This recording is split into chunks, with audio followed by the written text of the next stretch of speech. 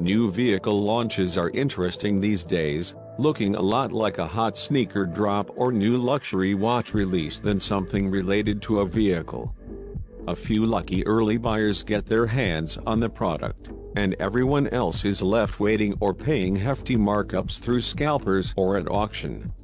The Ford F-150 Lightning may be one of those extreme products, as the Pro and XLT trims, half of the available models, are sold out for 2022 before deliveries officially start. The $41,669 Pro trim is a stripped-down work truck intended for fleets and commercial buyers, and the $54,769 XLT is the entry-level consumer model in the lineup.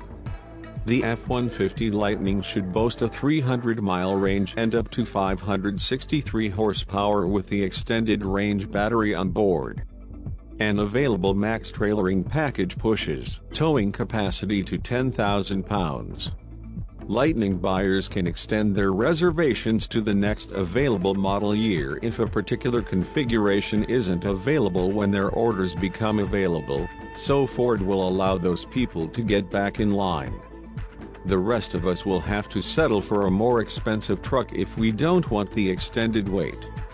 That leaves buyers looking at the $69,269 Lariat trim or the $92,669 Platinum trim, more double the Pro trim's modest price tag in some cases. Ford has seen heavy demand for the F-150 Lightning, with more than 200,000 people signing up for reservations. Things are just as crazy for the Blue Oval on the fleet side, where the automaker has halted new orders and placed existing orders on hold until dealers' allocations catch up. Ford plans to expand production to 150,000 units per year by the middle of next year, but even that won't meet existing demand. Excess interest is a good problem for Ford, who says that more than 70% of reservation holders are first-time Ford and pickup truck buyers. All of this and the truck hasn't even officially launched yet.